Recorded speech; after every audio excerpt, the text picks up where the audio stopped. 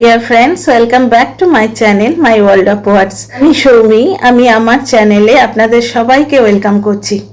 Dear friends, জলনদীপের ওই ভিডিওতে যেখানে ও বলেছিল ও কোনো কন্ট্রোভার্সিতে যেতে চায় না, ও কোনো কথাই বলতে চায় না, এই কথাগুলো ও বলতো না, কিন্তু ওর যারা ফ্যান আছে জোক অফ দ্য সেঞ্চুরি, জলনদীপের ফ্যান, শুধু ফ্যান আছে রে, এসি নেই।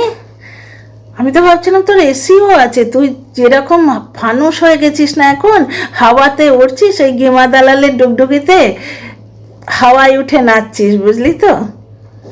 একটু ফানুসটা ফুটো হয়ে গেলেই ধপাস করে পড়বি। পড়া শুরু হয়ে গেছে। আগের ভিডিওতে আমি একটা কমেন্ট পড়ে শুনিয়েছিলাম না, এরকম বহু কমেন্ট কিন্তু আমার কমেন্ট বক্সে আসছে। তো যাই হোক, ডিয়ার ফ্রেন্ডস, জলনদীপের মূর্খামি এবং ইরিটেটিং কথাগুলো শোনো। কত মানে আত্মবিশ্বাস আলাদা জিনিস, কিন্তু ফালতু অহংকার পতনের কারণ। এই কথাগুলো শোনো, শুনলেই বুঝতে পারবে। ও পাবলিক ডিমান্ডে সব কিছু করে, ও কিন্তু কন্ট্রোভার্সি করে না। আজকেও যে কথাগুলো বলছে, ও বলতোই না, পাবলিকে ডিমান্ড করছে, সবাই ওকে SMS করে বলছে। তা ডিয়ার ফ্রেন্ডস, এই লোকটার কথার তো কোনো ঠিকই নেই। আগের ভিডিওতে বলল শ্বশুরমশাইকে খৈনিওলা রেলা মারছে, পরের ভিডিওতে বলল আমি কারোর বাবা মা নিয়ে কোনো কমেন্টই করি না। সুতরাং এইরকম লোককে কমেন্টে তো আমরা ভরসা করব না। পাবলিকে যে SMS করে তোমাকে বলেছে, নানা রকম কথা তোমায় বলতে বলেছে, তার কিসের প্রমাণ আছে? সুতরাং we are not believing this, আমরা বিশ্বাস করছি না।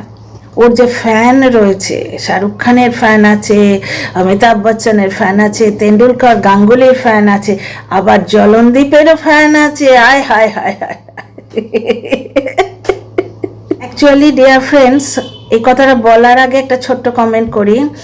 আমার কমেন্ট বক্সে একটা কমেন্ট পেয়েছিলাম, তিনি বলছেন, সেই দর্শক বন্ধুটি বলছেন যে জলনদীপের অনেক ফেক আইডি আছে। সেটা ঘটনা আমার কমেন্ট বক্সে একটি ছিল, সেটিকে আমি ব্লক করে দিয়েছি। সে কথা শুনলেই বোঝা যায় যে ওটা জলনদীপের আইডি। কথাগুলো শুনলেই না, মানুষ নিজের কথা যখন নিজে বলে, তার বলার ভঙ্গিটাই আলাদা হয়ে যায়। ওগুলো শুনলেই বোঝা যায়। কন্টিনিউভাবে অন্তত 4-5টা করে রেগুলার আমায় কমেন্ট করতো। তো আমার দর্শক বন্ধুরাও বললো এটা জলনদীপের ফেক আইডি, এবং আমিও কথাগুলো পড়ে বুঝতে পেরেছিলাম, তো আমি সেটা ব্লক করে দিয়েছি। যাই হোক, এটা শোনো, আমার অনেক দর্শক বন্ধু বলছে যে জলনদীপের অনেক ফেক আইডি আছে, সেইগুলো দিয়ে নিজের কমেন্ট বক্সেই ও নিজে কমেন্ট করে। যে কমেন্টগুলো বলে না, মাসিমার পায়ে প্রণাম করছি, তারপরে একদম একবারে আগমার্কা ঘিয়ে চুবনো কমেন্ট যেগুলো করে, সেগুলো নিজেই করে ফেক আইডি থেকে। ওর ফ্যানেরা বসে আছে এবং ও নিজে কিছু বলতো না, অথচ লাস্টে কি বললো, ভবিষ্যতে আরো খেলা হবে। আচ্ছা, ওকে থ্রেটেন করা হচ্ছে কি বলে না, কিতনে আদমি থে, এইসব বলে ওকে থ্রেটেন করা হচ্ছে। এই কথাটা থ্রেটেন করা হয়েছে। মিনা তো হাসতে হাসতে বলেছিল, মিনার ভিডিওটা রিয়াকশন ভিডিও ছিল আগের দিন, তুমি বলেছিলে কি 10-12 জন লোক এসে প্রথমে বলছে আমাকে ঘিরে ধরেছে, তারপর দেখলো এত বড় মিথ্যে বলাটা ঠিক হবে না, তখন বলছে জজ সাহেবকে ঘিরে ধরেছে। আরে বোকা, উনি জজ সাহেব, উনি হ্যাবিচুয়েটেড, তোর চিন্তা করার দরকার নেই। ও বলছে এতগুলো লোক এসে জজ সাহেবকে ঘিরে ধরেছে, তার জবাবে টিনা বলেছে কিতনে আদমি থে, সেটা নাকি ওকে থ্রেটেন করা হয়েছে। দর্শক লিখেছে যে ওর জীবনটা নাকি অগোছালো করে দেয়া হয়েছে। আরে বোকা, টিনা চলে গিয়ে তো ওর জীবনটা গুছিয়ে দিয়েছে। কালকে দালাল কি বলল, বউ চলে গিয়ে উপকারী হয়েছে, কারণ বউ চলে গিয়ে দালালের মহা উপকার হয়েছে। দালালও কাল গিফট আনবক্সিং ভিডিও করেছে, দেখেছো তো? তাহলে এবার বোঝো যে দায়িত্ব নিয়ে জলনদীপের সংসারটা কে ভাঙছে। সুতপা ম্যাডামকে বলতে, তারপরে আমাকেও কতবার বলেছো এসে, বহু কন্টেন্ট ক্রিয়েটারকে তোমরা বলে যাচ্ছ সংসার ভাঙছে, তো সংসারটা আসল কে ভাঙছে দেখো, ফায়দাটা কার হচ্ছে সংসার ভেঙে। গিমা দালাল কালকে একটা লাইভ করেছিল যেখানে গিফট আনবক্সিং দেখিয়েছিল, তার টাইটেল হচ্ছে বউ চলে গিয়ে কপাল খুলে গেছে। বুঝতে পারছো? তাহলে বউ চলে গিয়ে কার কপালটা খুলে গেছে, বুঝতে পারছো তো? তাহলে সংসারটা কে ভাঙলো আর কে ওই গাঁট বন্ধনটা কাঁচি দিয়ে কেটে দিল দায়িত্ব নিয়ে। এত কিছুর পরও জোড়ার চান্স ছিল, কারণ বাচ্চা ছিল একটা, সন্তানের জন্যে মা বাবা দুজনেরই মন পোড়ায়, কিন্তু সেটা হতে দিল না, এই দালাল হতে দিল না। ওর জীবন অগোছালো হয়ে যাচ্ছে, ও কাউকে কিচ্ছু করেনি। এমনিতেই বলে একটা পুরুষ মানুষ চাইলেই বিয়ে করতে পারে। কারণ আমাদের কারণ আমার সেই রিফিউজি সিনেমার ডায়লগটা দিতে ইচ্ছে করে। সেই অভিষেক বচ্চন বলেছিলেন না যে আমার মতো মানুষ 2 টাকা ডজন দরে বিক্রি হয়, আমাদের দেশে এখনো মেয়েরা 2 টাকা ডজন দরে বিক্রি হয়। দেখবে ডিভোর্স হয়ে গেলে এইরকম মানুষের জন্য এত কিছু জানা সত্ত্বেও বধূ হত্যা করতে গেছিল, বধূ নির্যাতন করেছে, 498 কেসে 1 ঘন্টা থেকে এসছে এবং 498 কেসের প্রমাণ দেয়া যায়নি কারণ গায়ের দাগগুলো মিলিয়ে গেছে, সেই জন্যে ও জামিন পেয়ে গেছে, জামিন পেয়েছে, ছাড়া পায়নি। এত কিছু জানা সত্ত্বেও হয়তো ওর ঘরে কেউ মেয়ে দেবে। তো ভবিষ্যতে এরকম কোনো চান্স নেই ডিয়ার ফ্রেন্ড। ও দালাল কন্টেন্ট বানানোর জন্য সব বলে, কারণ বিয়ে করতে গেলে ডিভোর্স দিতে হয়, ডিভোর্স দিলে কন্ট্রোভার্সি দি এন্ড। লোকে ওর দর্শক বন্ধুরাই বলবে যে এবার ডিভোর্স তো হয়ে গেল, এবার ওর পেছন ছাড়ো। একবার ডিভোর্স হয়ে গেলে টিনার সম্বন্ধে তো আর কোনো কথা বলতে পারবে না, তাহলে ওর ভিডিও চলবে কি করে? সুতরাং গিমা দালাল যতই নাচুক যে আমার ভাইয়ের জন্য মেয়ে দেখছি, আমার ভাইয়ের বিয়ে হবে, খাট পালঙ্ক আলমারি যৌতুকে পাবে, সে গুড়ে বালি। বিয়ে হলে আমি তো খুশি হই, আমরাই সবাই খুশি হই। মেয়েটা ছাড়া পাবে, নেগেটিভিটির হাত থেকে মেয়েটা মুক্ত হবে। অ্যাডভোকেট নাকি খুব স্মার্ট, আমার উকিল খুব স্মার্ট, ভীষণ স্মার্ট সে উকিল, ওই জন্য বেসলেস কেস দিয়েছে। একটা কথা ডিয়ার ফ্রেন্ডস, ওই জামিন যে কেসে পেয়েছিল না 498 কেসে, সেখানে যে উকিলগুলো ছিল সেই উকিল কি চেঞ্জ হয়ে গেছে? আমার মনে হয় তারা কেস ছেড়ে দিয়েছে, কারণ 498-এর সময় 5 লক্ষ টাকা চুরির কথাটা তুলেছিল ওই উকিলেরা। এর উকিল, জলনদীপের উকিল অবাক হয়ে গেছিল, কারণ 498 কেসের জন্যে ও যে উকিলকে হায়ার করেছিল সেই উকিলকে 5 লক্ষ টাকা চুরির কথা বলেনি। সেই উকিল বুঝেছিল যে এর কেসটা স্ট্রং নয়, এর কেসের কোনো ভ্যালিডিটি নেই, এর কেসের কোনো বেসই নেই। ওই জন্য যেদিন জামিন নিতে গেছিল সেদিনও সে উকিল আসেনি। তার মাঝরাতে একটা শর্ট হাইট লোককে দেখালো, যাকে উকিল বলে পরিচয় দিল এবং বলল যে ভাই খুব সহ্য করেছে, মনে আছে সেই শর্ট হাইট লোকটা বললেন যে আমি খুব সহ্য করেছে, আমি অফিস থেকে দৌড়ে চলে এসেছি। সেই তো এর উকিল রাইট নাও। তাহলে আগের উকিল কি চেঞ্জ হয়ে গেছে? নিখাত চেঞ্জ হয়ে গেছে। এর কেসের কোনো কিছু সত্যতা নেই, কোনো গ্রাউন্ড নেই। এ যতখানি স্মার্ট না, এর উকিল ঠিক ততখানি স্মার্ট। ওই জন্য রাগের মাথায় বেসলেস কেস দিয়েছে। এতে উকিলের কিন্তু কেরিয়ার খারাপ হয় জানো। এইরকম কেস যে উকিল ঠকে, ওকালতির কেরিয়ার তার খুব খারাপ হয়। কোন আক্কেলে এইরকম কেস দিল যেখানে কোর্টের নোটিশ নিয়ে, পুলিশ নিয়ে, প্রশাসনের লোক সঙ্গে নিয়ে স্ত্রীধন রিকভারি করতে এসছে? ডিয়ার ফ্রেন্ড, গুগল করো, গুগলেই আছে, ডিভোর্স আইনে আছে স্ত্রীধন রিকভারির কথা। এই নিয়ে আমি এক্সটেন্সিভ ভিডিও করেছি এবং দর্শকরা এই ব্যাপারটা পুরো জানে। বিশেষ করে ওর যে ওই প্রভোকেটিভ কমেন্ট্রিটা না পেছন থেকে, সেটাই ওকে পুরো উলঙ্গ করে ছেড়ে দিয়েছে। সুতরাং এই টপিকে আপাতত এই ভিডিওতে আর ডিসকাস করছি না। প্রথম কথা হচ্ছে, কেস টিনাদেরই ওর ওপর ঠকা উচিত ছিল। কন্টিনিউ প্রভোকেটিভ কমেন্ট্রি করে গেছে, 100-150 লোক জুটিয়ে এনে প্রশাসনের কাজে বাধা দেবার চেষ্টা করেছিল, কানোর চেষ্টা করেছিল, যাতে টিনার বাবা উস্কে গেছিলেন। কিন্তু টিনার বাবার কমেন্টটা, কিসের রাজ, কিসের রাজ, ওই যে বলেছিল না ইনাদেরই রাজ চলছে, কিসের রাজ, সেই কথাটা বলেছিলেন, মানে প্রমাণ আছে যে এর উস্কানিতে টিনার বাবা রেগে গেছিলেন। সুতরাং টিনার বাবার এগেনস্টেও কোনো কেস হয় না, কেস টিনাদেরই ওদের ওপর করা উচিত ছিল, যে 100-150 লোক ডেকে এনে হ্যারাসমেন্ট করার চেষ্টা করা হয়েছিল। তারপরে কন্টিনিউ জলনদীপের মা চিৎকার চেঁচামেচি করে গেছেন, কান্নাকাটি করে গেছেন। আর দ্বিতীয়ত হচ্ছে কন্টিনিউ এই লোকটা প্রভোকেটিভ কমেন্ট্রি করে উস্কানোর চেষ্টা করেছিল, এমনকি পুলিশের প্রেজেন্সে দর্শকদের উস্কানোর চেষ্টা করেছিল, মানে ওখানকার প্রেজেন্ট দর্শকদের। এখান থেকে আর একটা কথা প্রমাণিত হয় ডিয়ার ফ্রেন্ডস, পাড়ার লোকেদের সঙ্গে ওদের কত বন্ধুত্ব, বুঝতে পারছো? একটি লোক কিন্তু খেপে যায়নি, সবাই মজা দেখছে। আইসক্রিমওয়ালা এলেও গ্রামের লোককে ভিড় করে, আখের রস বেচতে আসে গ্রামের লোকে ভিড় করে, বুঝতে পারছো তো? ওরা ডুগডুগি যেমন বাঁদর খেলা দেখায়, সেই বাঁদর খেলা দেখতে এসছে। গ্রামের মধ্যে লরি এসছে, স্ত্রীধন উদ্ধার হচ্ছে, গ্রামে গঞ্জে ডিভোর্সটা খুব কমই হয়, তো মজা দেখতে এসছে। আর শহরের মহিলা এসছে, টিনার মা সালোয়ার কামিজ পরেছে দেখে ওরা ব্যাড কমেন্ট করছে, ওরা সালোয়ার কামিজ কখনো দেখেনি। তাহলে বুঝতেই পারছো কি অবস্থা। তাহলে এখান থেকে ওই পাল্টি পিসোর যে কমেন্ট, ওই যে কল রেকর্ড তার অথেন্টিসিটি প্রমাণিত হয়ে যায়।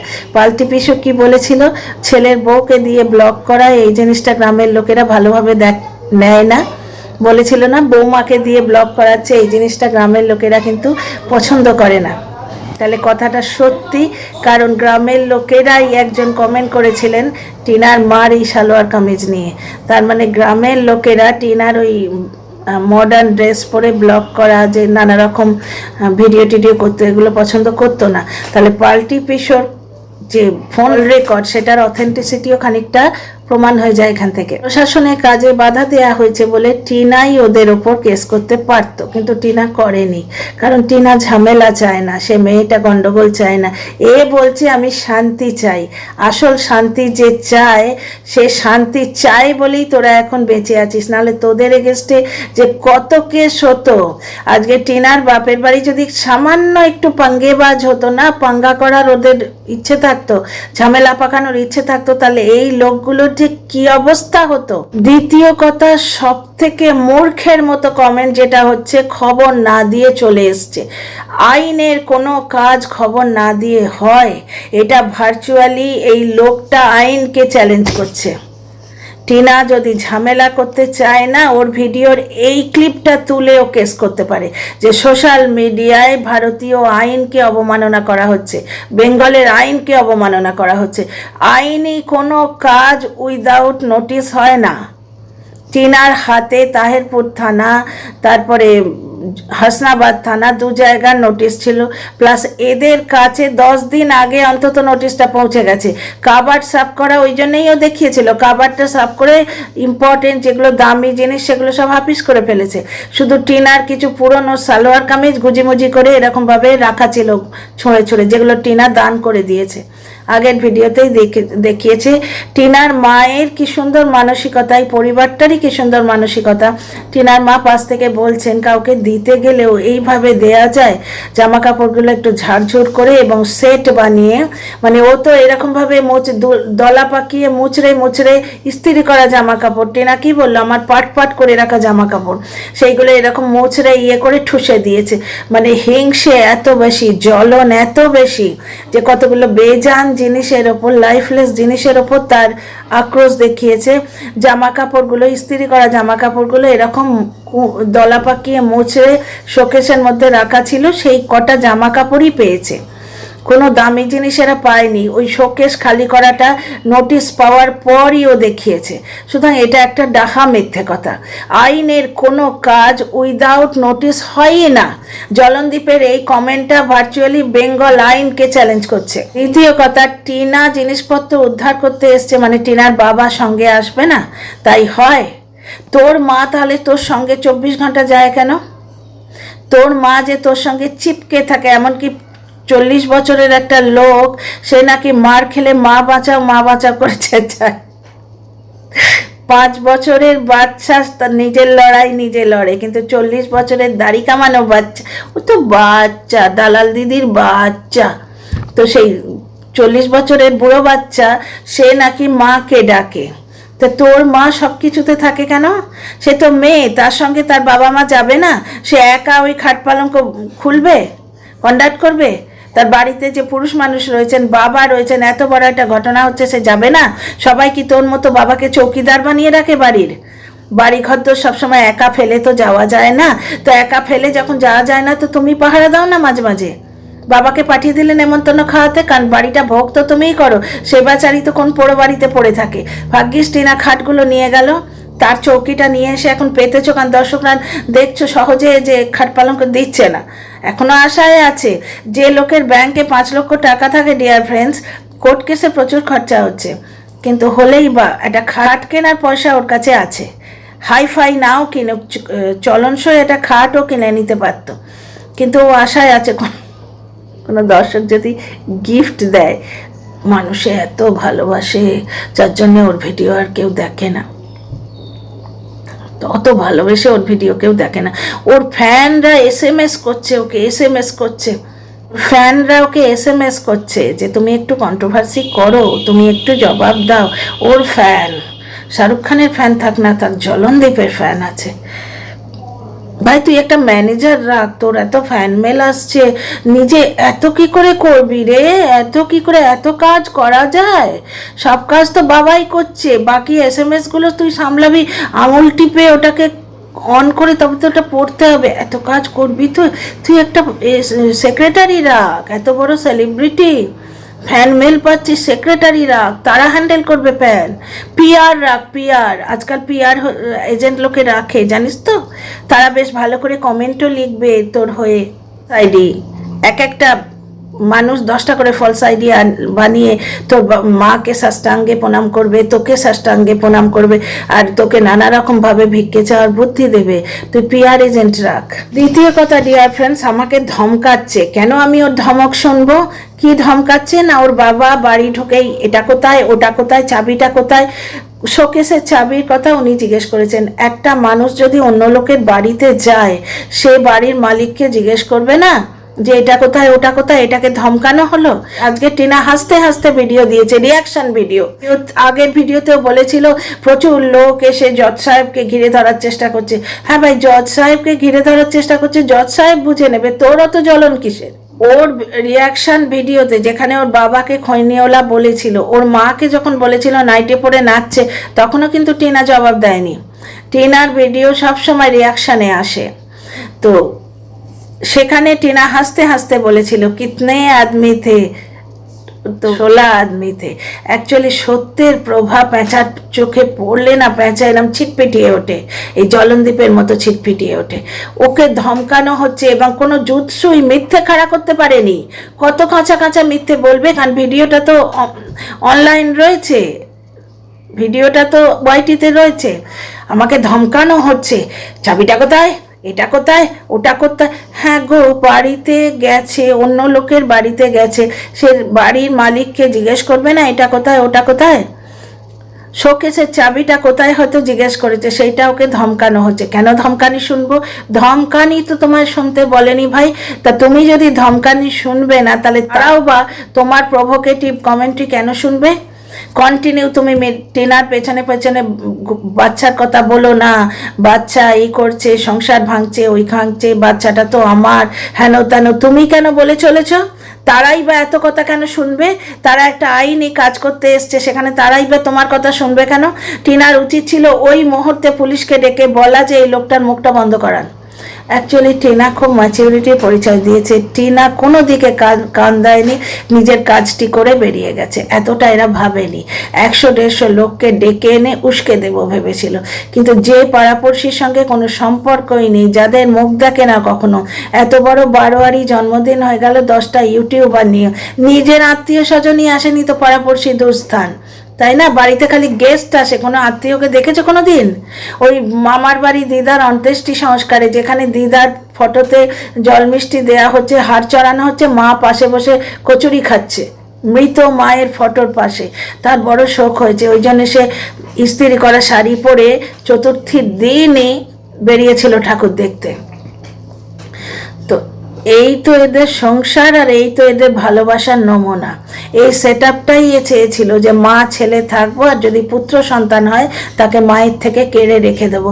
নাটকটাতেও এই ওর মেন্টালিটি প্রতিভাত হয়েছিল। দেখো, টিনার থেকে বাচ্চা কেড়ে নিয়ে রেখে দিয়েছিল।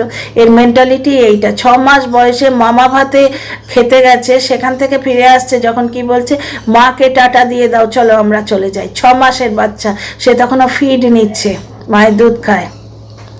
এটা এদের প্রথম থেকেই মেন্টালিটি। যাই হোক, ধমকানোর কথায় ফিরে আসি। এটা কোথায় ওটা কোথায় এইসব জিজ্ঞেস করে ওকে ধমকানো হচ্ছে।